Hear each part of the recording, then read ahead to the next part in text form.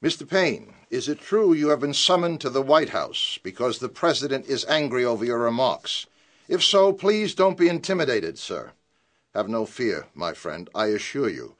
Although I respect the office of the presidency, I would bow to no man. No, it's not true I've been summoned.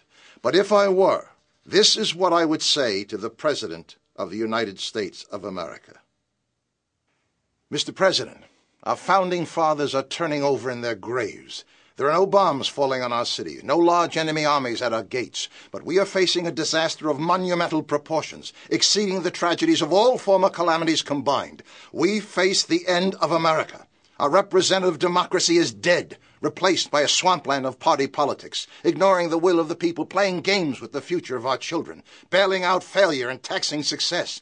Traitors and cowards in elective office, seeking only to appease advocacy groups and ethnic interests who promise to deliver the most amount of votes at the next election. Let us not be fooled, sir, that a failed economy is the central issue. It is not. The economy will rebound, but the issue is how much more dependent on government to satisfy your every need will we be when it returns. And can a nation that no longer teaches the principles of our founding fathers, lest they offend some special interest, ever regain its soul? Please, sir, look beyond the economy of numbers at the causes that are eroding our national unity. Our citizens are being buried alive in burdens never authorized by our Constitution and our founding documents. The corruption of the judiciary, with judges now dependent on the will of political parties. Our sons and daughters subjected to death and bodily injury in foreign countries without a formal declaration of war, which would ensure they go to battle with the full support of we the people, and not the whim of spineless leaders in Congress, advocating cutting their funds and playing politics with their lives.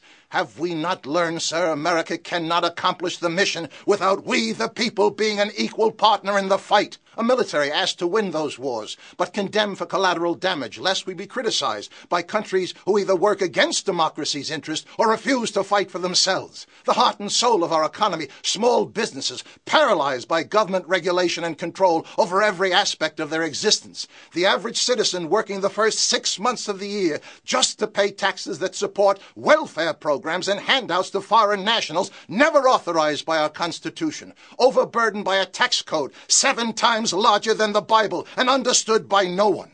I understand, sir, your passionate declarations that we all must be good global citizens. But respectfully, sir, you were not elected the president of the globe. You were elected president of the United States. The globe has not provided you a treasury to solve their problems. We, the neglected people of America, pay your salary and provide the funds to support our interests first.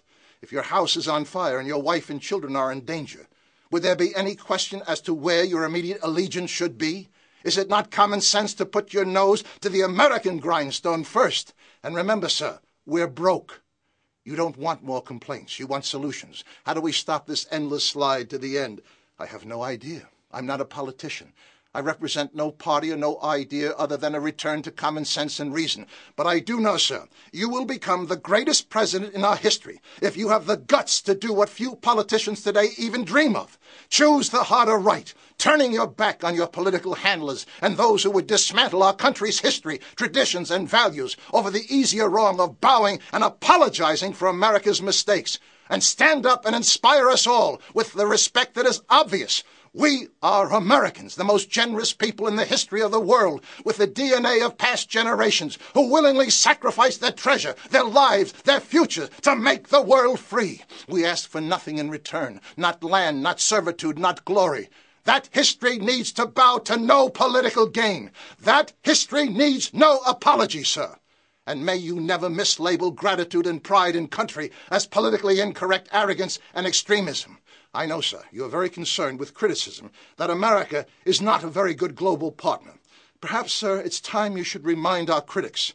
Americans were the first people to shed their blood fighting for global freedom. There would be no possibility of globalization if it were not for the contributions of the United States of America. Secure your greatness, sir. Stand in front of we the people and declare the end of the self-destructive welfare state, sanctifying every person with a problem as a victim. Remind our country we were built and preserved by people who refuse to be victims. Hand up, not handouts. Declare what every citizen with common sense understands. There can be no bipartisanship if you stand in the cesspool of divisive politics and policies. Lady Liberty is mortally wounded, and the only hope this nation has to find bipartisan strength in action is to raise the debate to our founding principles of self-reliance, personal responsibility, and the vigilance to ensure government remains our servants and not our masters. If we need lawyers and judges and the ACLU to tell us what those principles are, then we have lost our common sense and we have lost our country. Forbid it, Almighty God! It's time for all of us to earn what we have been taking for granted too long. It's time for all of us to earn the right to be an American. Stop shaking your heads, moaning you can't fight City Hall, and realize we are City Hall. God bless our country, and may God give you, sir, the strength and the wisdom to turn away from your apology tours and stand up for America. It's the right thing to do, sir. My name is Thomas Paine. Semper Fi, Mr. President. Semper Fi.